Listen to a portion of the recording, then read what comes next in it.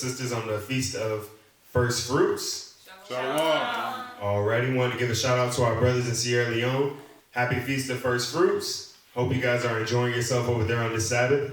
Today we have a Sabbath lesson that will be taught by Elder Nathaniel. I am Bishop Tazadak. Let's dive right into it. All praises, all praises.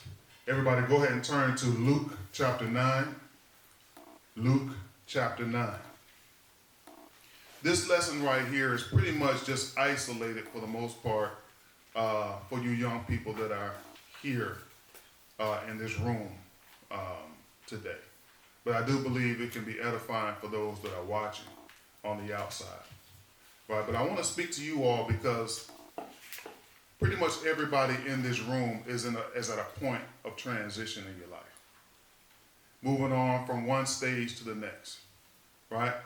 And so in transition, there can be complications as there are complications in giving birth, right? So transition can be a very dangerous time in your life. Because how many of you know that there can be many fatalities in the time of transition? I'm speaking spiritually, right? Most people die in transition, right? Because in that time of transition, it's very difficult to adapt or adjust to the new conditions, right? And usually it comes because of a loss of a sense of priority. Now, how many of y'all know that it's very easy to get close to the Most High when things are bad? When things are bad, that's when you're on your knees. But when things are good, we got too much to do, right? Too many places to go, things to see, right? So we tend to lose our sense of priority and our connection to the Most High, right? So this is why most people stay in trouble so often, because without it, you will lose your relationship. Most people wouldn't even know the Most High's name if it wasn't for trouble, right? So when we talk about transition today, we're talking about you surviving that switch from your previous conditions into your new conditions. How many of you know that freedom is not free?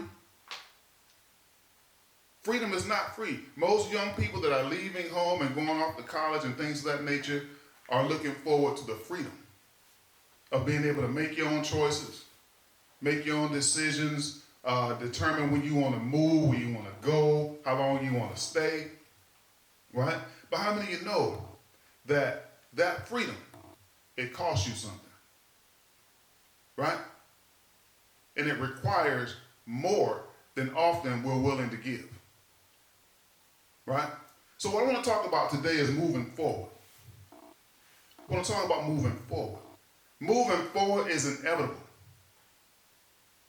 Time is going to move and is going to progress with or without your consent, with or without your participation.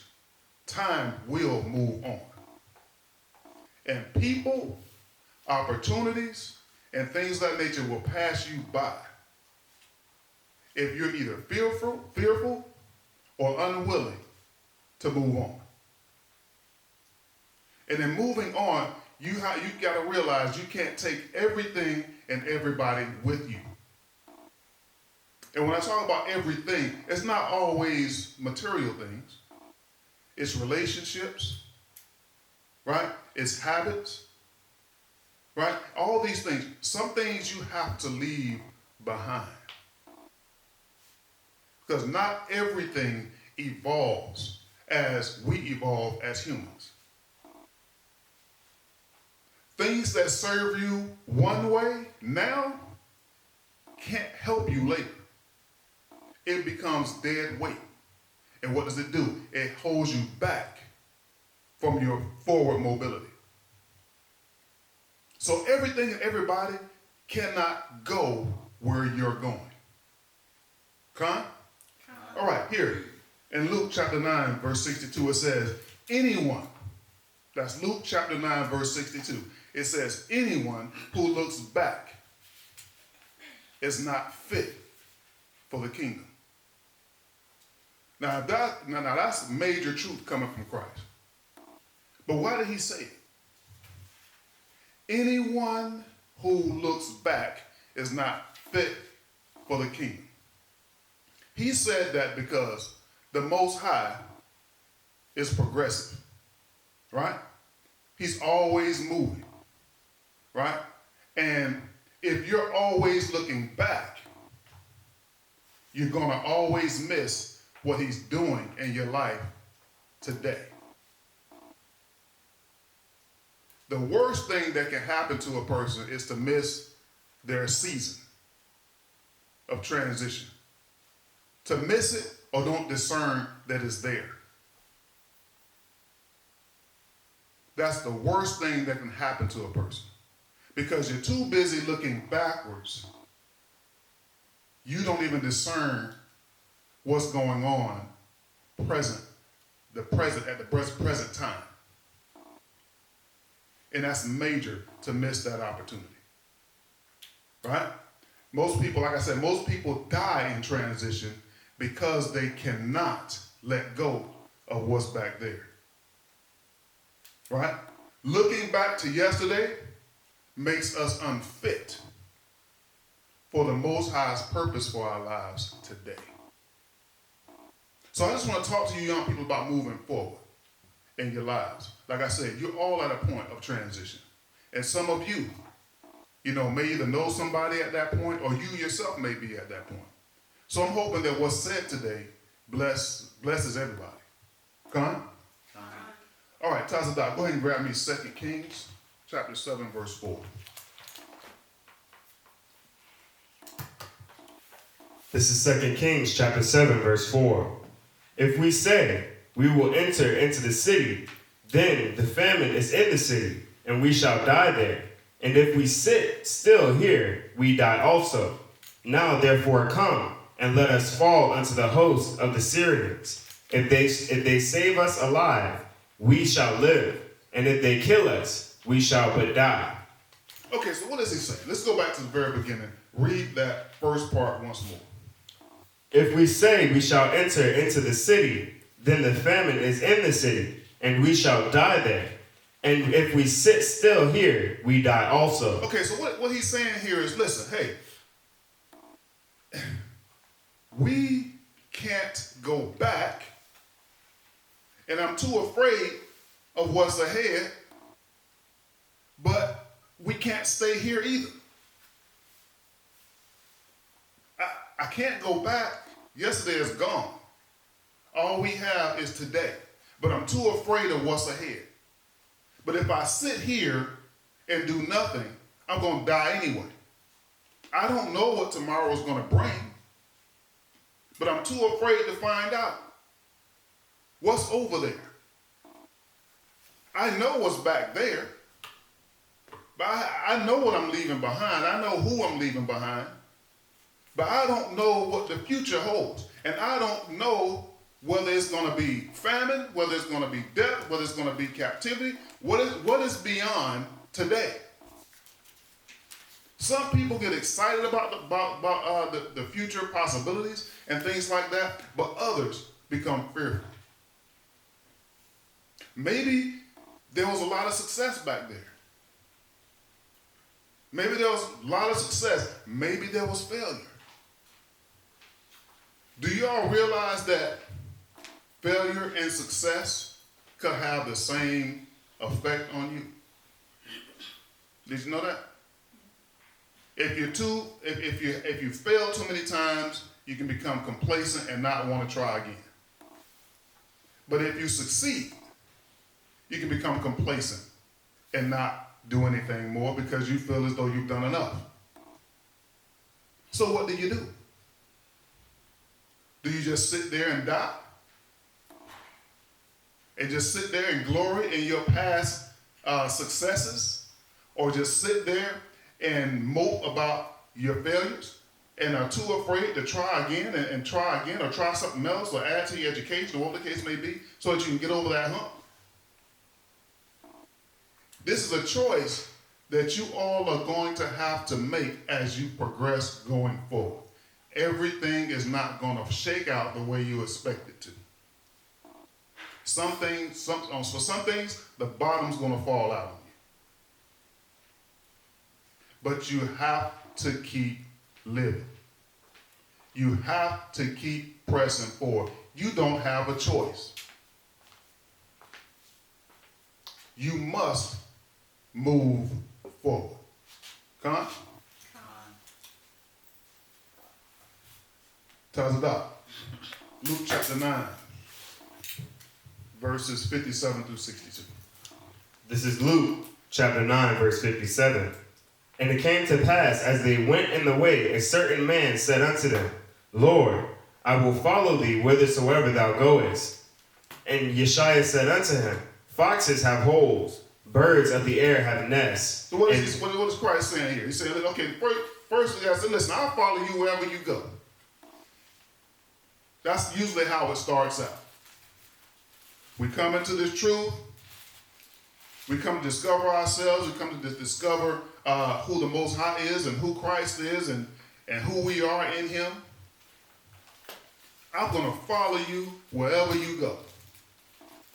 Come what may, I'm going to stick and stay. That's how we usually start out, right? And so what Christ is saying, listen, I don't have a place to lay my head. You need to think about what you're saying here.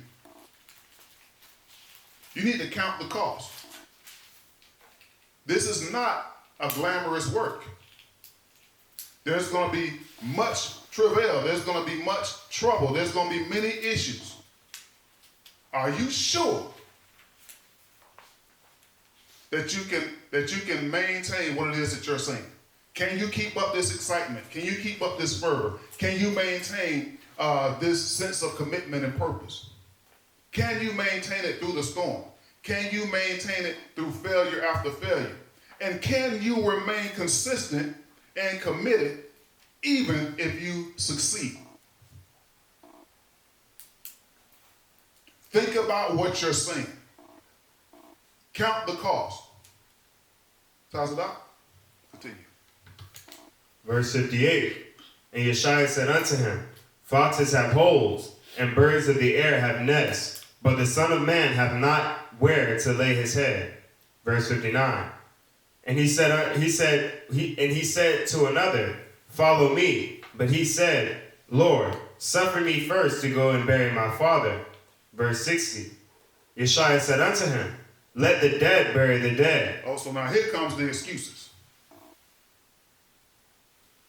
Right? So what we're looking at here is a picture of the different attitudes, right, that you have, when a decision comes, whether you're going to follow Christ or not.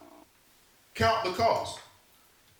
I want to follow you, but let me go take care of this business first. Let me go bury my father and whatnot. Then I want to come and follow you. So we got another picture here of another scenario. So now you go from one extreme to the next. Now you're making excuses.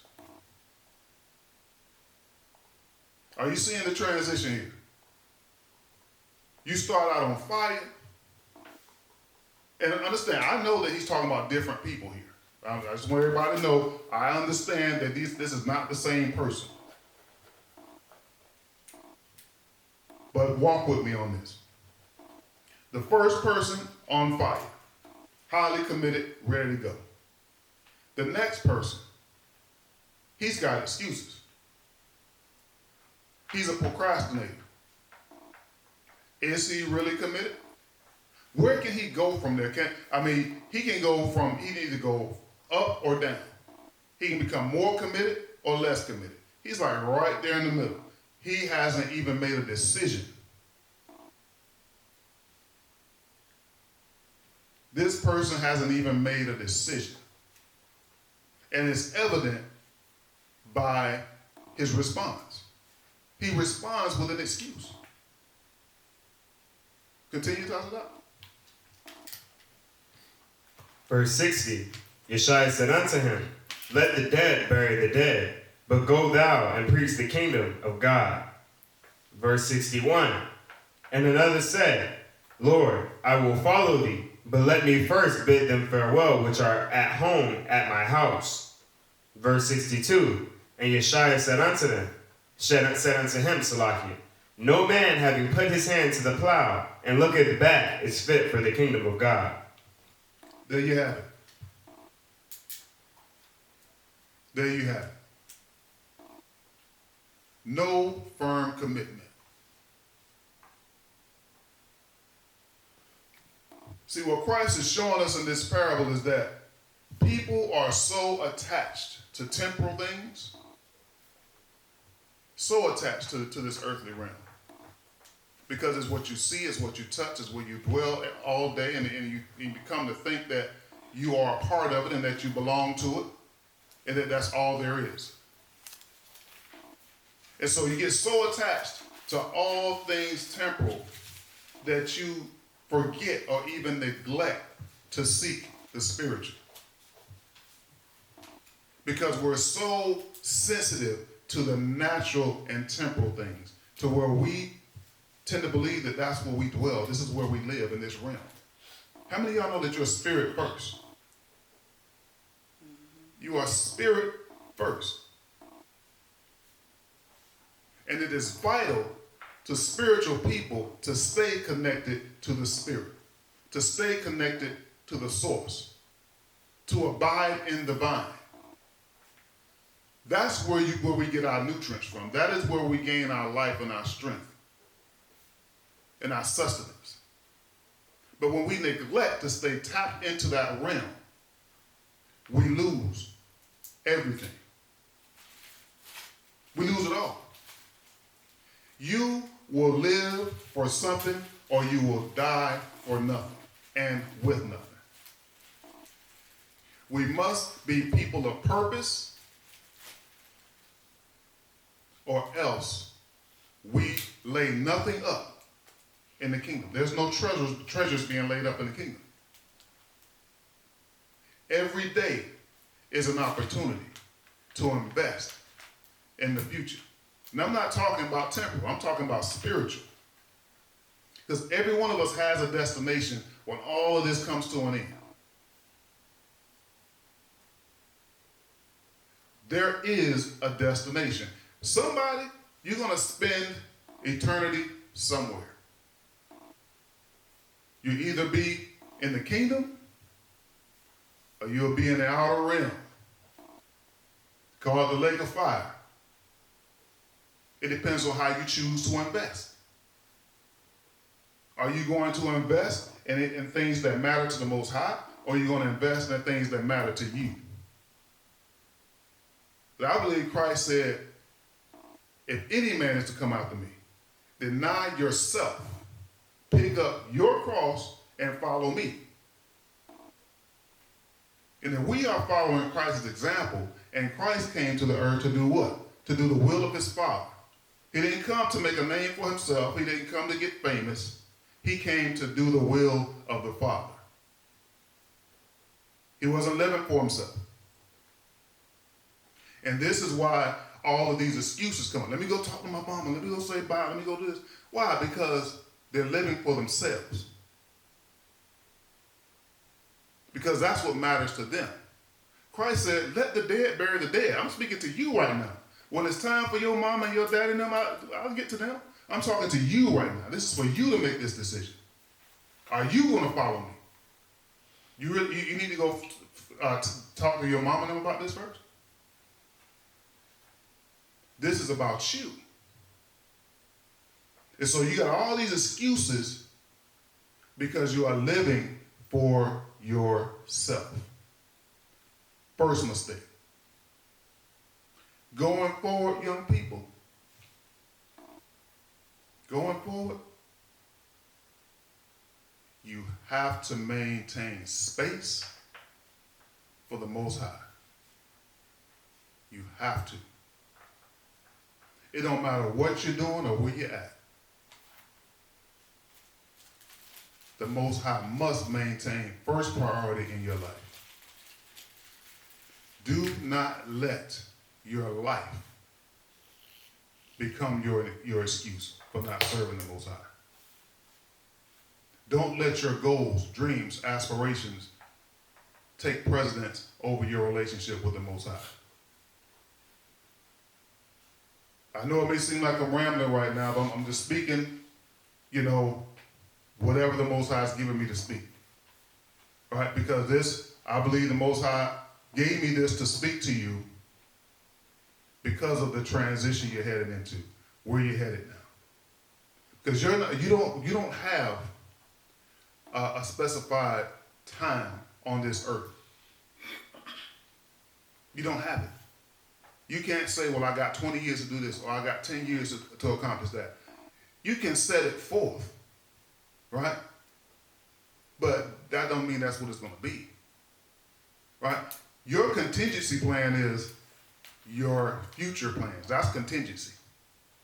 But what you should be planning for is the life to come. Anything else is your contingency plan. If the Most High don't come tonight, this is what I'm going to do tomorrow.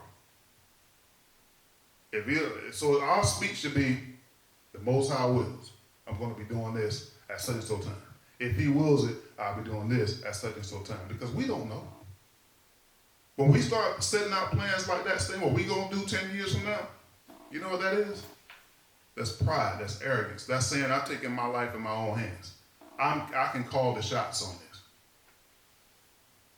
And you know what else that does? It shuts out whatever it is the Most High plans for you to do. Or if he gives you something. And so that's why people struggle. Should I pursue ministry or should I walk? I can't walk in this because if I walk in this, I can't do that. You're struggling between what the Most High is calling you to do with what you want to do with your life, which hinders you obeying the Most High when he comes and he calls. It says, come, follow me. Well, let me go graduate first, or let me go get married first, or let me go do this first. Then I'll follow you. See, that's how that whole thing happens. Past failures, I'm going to reiterate, have the same effect as past successes. Y'all got that, right? Just like failure is a prime breeding ground for things like excuses, right? So you fail, that just gives somebody all the excuse they need to become complacent, right? Well, because I failed, or I can't do it, or I tried, right? So what are you going to do? You're not going to do nothing now? You just give up on life? Instead of get up and try again or try something else, you're just going to sit and die? Failure is a prime breeding ground for excuses. Success is the breeding ground for complacency. Right? Why? Because we celebrate success too long. Right? We don't know how to move on and seek after the next level of accomplishment. Right? We learn 2 or 3 scriptures and we feel like we got it.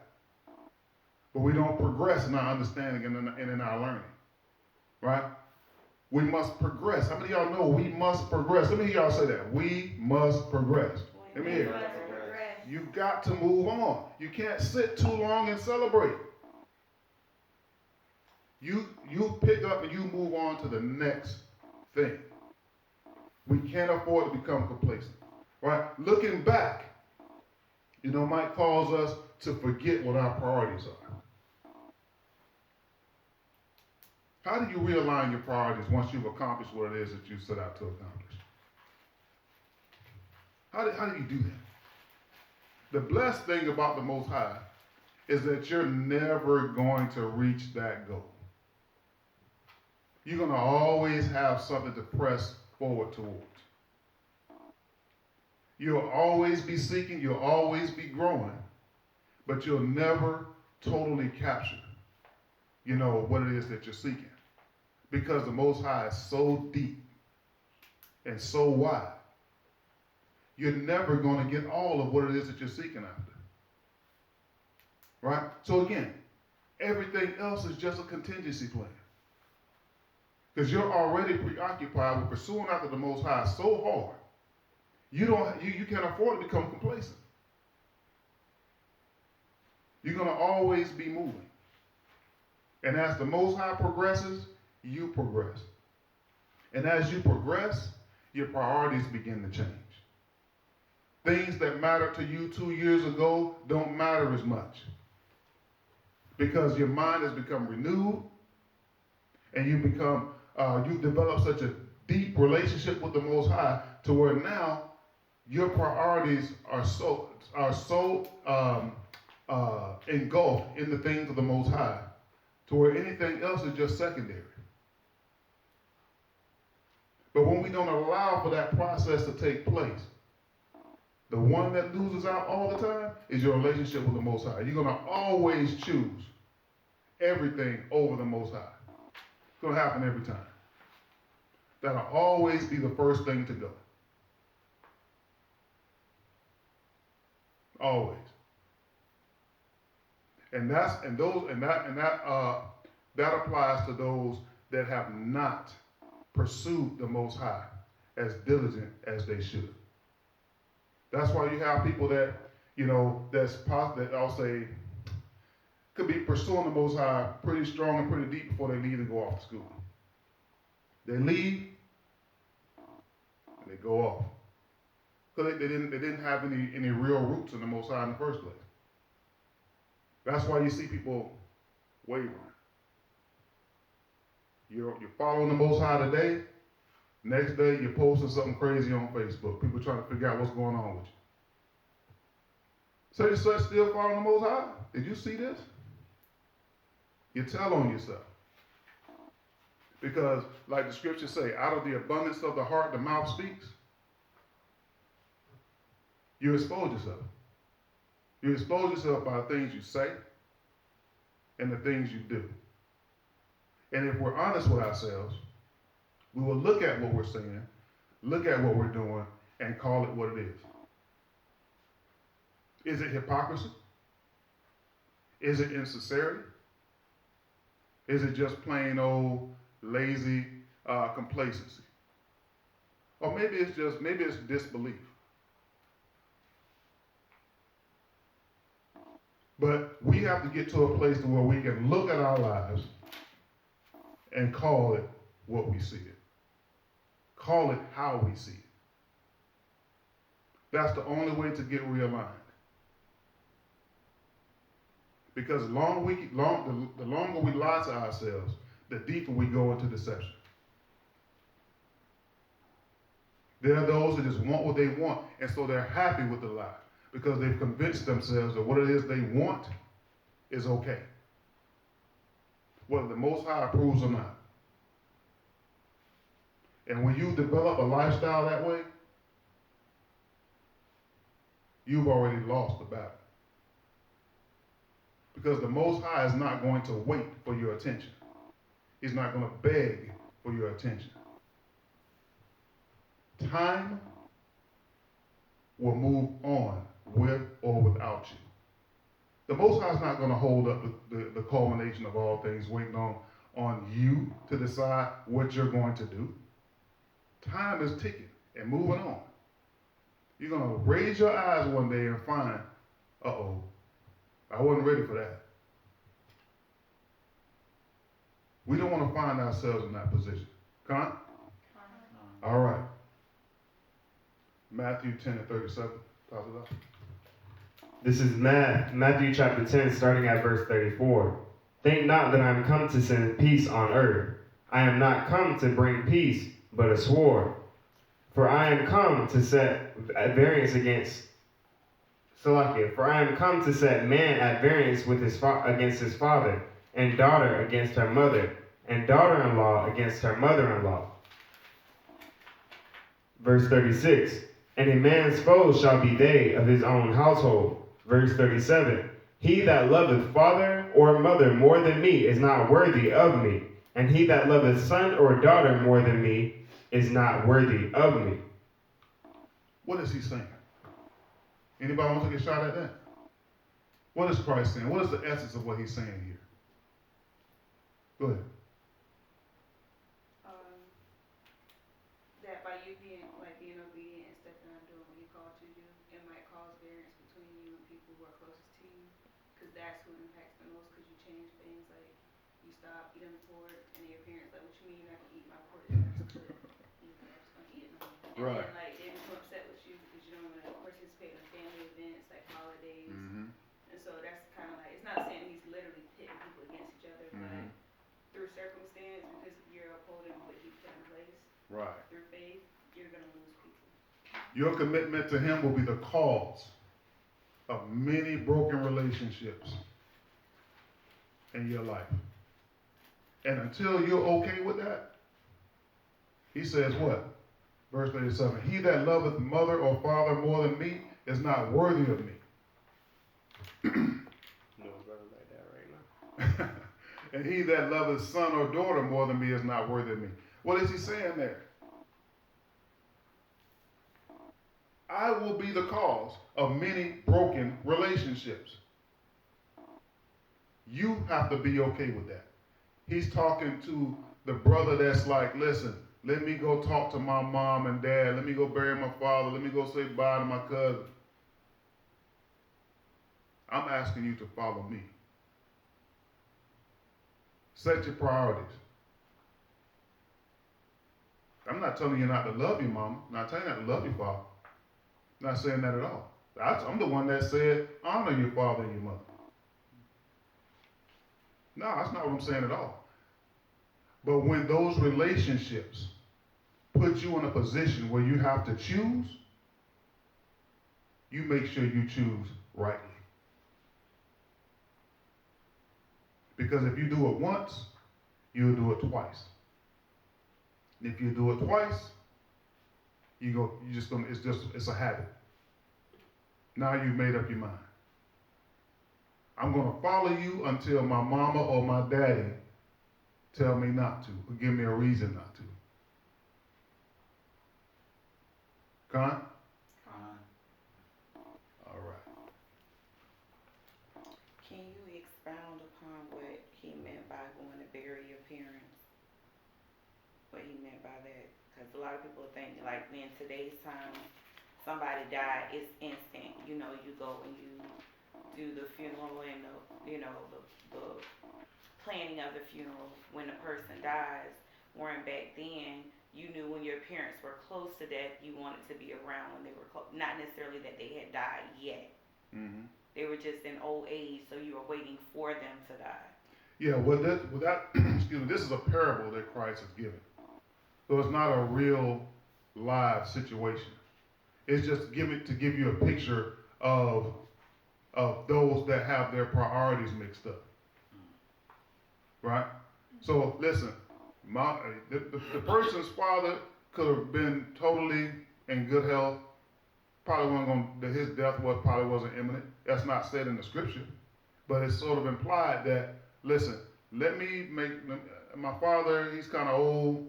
I can't leave. I have to make sure I'm close by and such. So I can't follow you now. But when I bury my father after he's gone, then I'll come and follow you. Okay. Right. So you gotta understand, Christ is speaking here in word pictures. He's giving you scenarios. Right? So that's what a parable is. It's sort of like a word picture. Right? And keep in mind, he knew who he was speaking to when he was speaking this. He had an audience, and he knew who those people were and what they needed. So it must have been someone amongst them that were contemplating and saying this, what couldn't make up their mind whether or not they were going to follow him or not. They knew they needed to, but now they're thinking about, all the stuff I got to do. All the loose ends I have to tie up. Right? What did the disciples do when he came and asked them to follow him? They dropped their nets and they followed him. Right? So then there could have been those that were sitting around like, man, I don't know, man. I know I've got to, this is the Messiah. I know this is the Messiah, but I got things I got to do. Right? And so he knew even now today, centuries later, we all will be faced with these same type questions. Do I follow the Most High? Or do I do what I got to do for work? Or do I do what I got to do for school? And there's just so many things going on. I have to put something on the back burner. What is it going to be? Is it going to be the Most High? Or is it going to be this earthly thing? He knew we would be faced with these choices and these decisions. But what did he say? He who puts his hand to the plow and looks back is not worthy of me. That could come across harsh, depending on who you're talking to. But it's an issue of commitment. Count the cost. Do you have sufficient enough to finish? Or are you going to stall midpoint? And now you got everybody looking at you important and saying, that brother started the work and couldn't finish it. Okay, so when we talk about, being inconsistent, because you can't really follow the Most High because you're too busy looking off at other things, right? How many are familiar with plowing? I'm not saying have you ever plowed before? Are you familiar with the farmers plowing the ground? Mm-hmm. Right?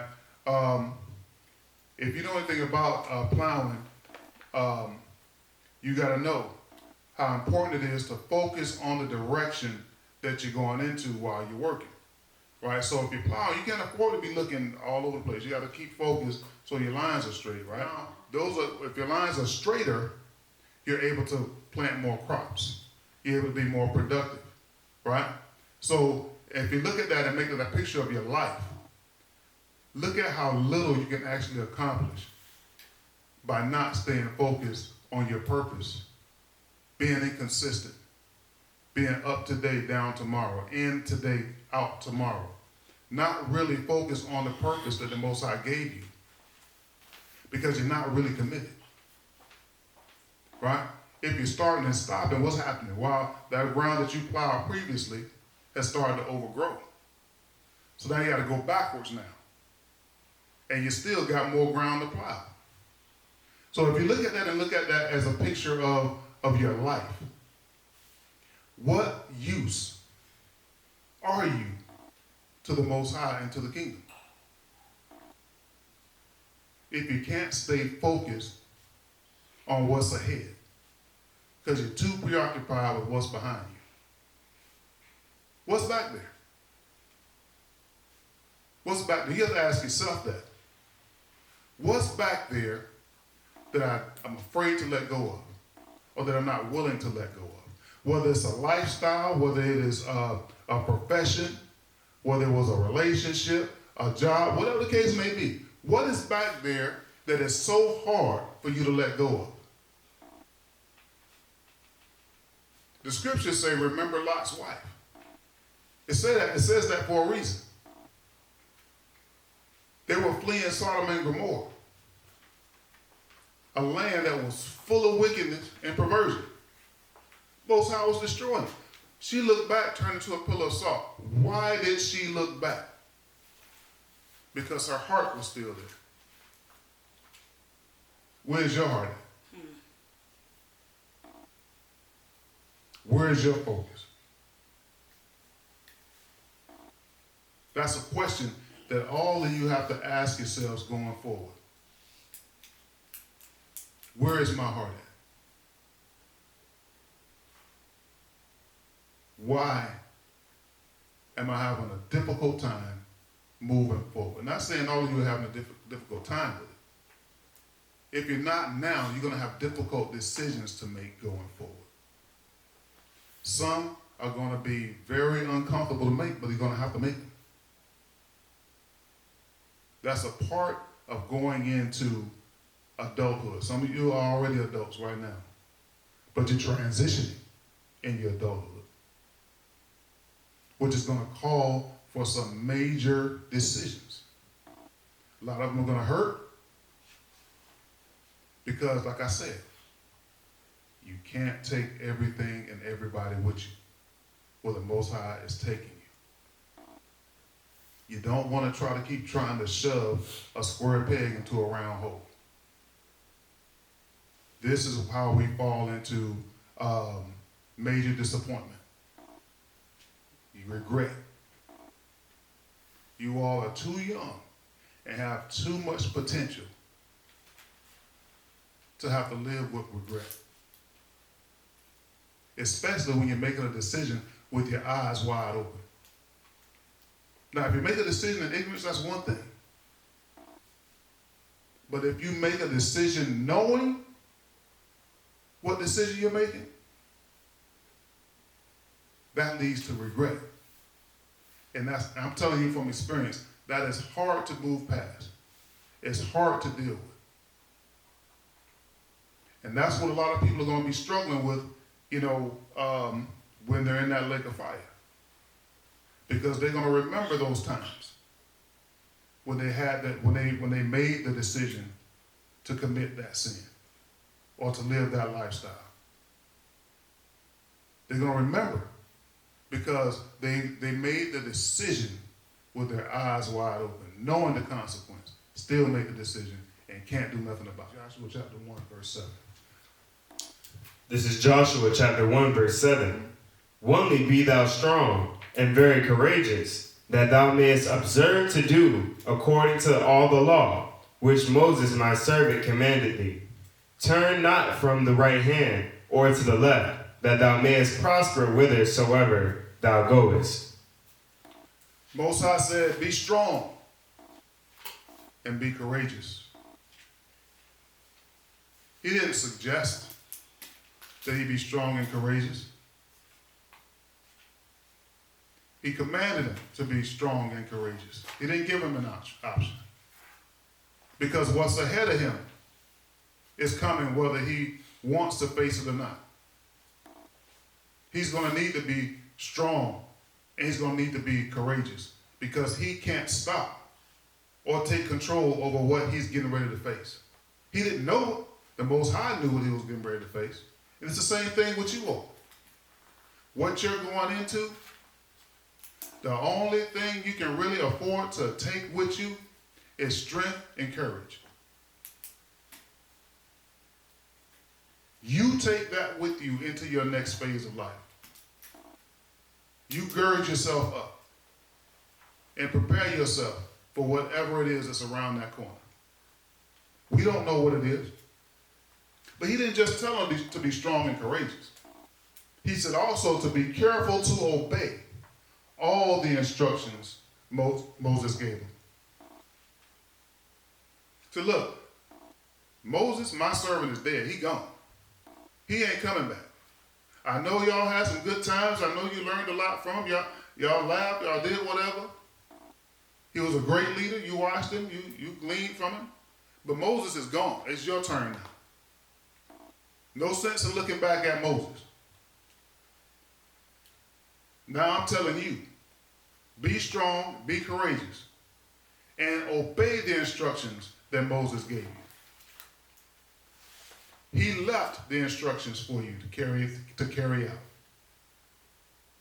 No, he can't walk it through with you. He's not going with you into your next phase of life. This is your transition point. And you're going to have to do it without Moses. I know it was comfortable having him there next to you. Moses is dead. He had his time. This is your transition point. What's coming is coming. And if you don't accept that fact, whatever it is going to overcome you. You're going to need strength, you're going to need courage, and it's vital that you obey the instructions that Moses left. Because I didn't speak in vain. Just because Moses is gone, that doesn't cancel out what I said. That doesn't change anything. You pick it up and you carry it out. Right? He says, do not deviate from them, neither turn either from the right or to the left. Then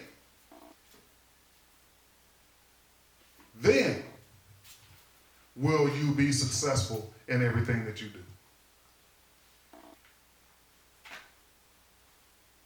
Nobody expects failure. But you expect failure when you choose to do the opposite of what the Most High said. There's only one opposite to success. That's failure. He's giving you the formula here. Be strong and courageous. Be careful to obey the instructions Moses gave you, and do not deviate from them. There's going to be a lot that's going to come along with what you're dealing with your leadership. There's going to be a lot that comes along with being a father, a lot that comes along with being a manager, a lot that comes along with advancing in your career. But do not deviate from these instructions. Don't turn to the left or to the right. That means there aren't any other options. Don't look for nobody to give you any other alternatives. But why don't you try this? Or have you considered that? No. Don't turn from the right or to the left. Do not deviate. Then will you be successful in everything that you do. Got something to talk about? I'm going to read verse 8 and verse 9. This is Joshua chapter 1, verse 8. This is the book of the law. This book of the law shall not depart out of thy mouth, but thou shalt meditate therein day and night, that thou mayest observe to do according to all that is written therein. For then thou shalt make thy way prosperous, and then shalt thou have good success. Verse 9. Have not I commanded thee? Be strong, and be of good courage. Be not afraid, neither thou dismayed. For the Most High thy power is with thee, whithersoever thou goest. Read that last part one more time. For the Most High thy power is with thee, whithersoever thou goest. Selah. That's our word for the day. Bless you. Shalom. Shalom.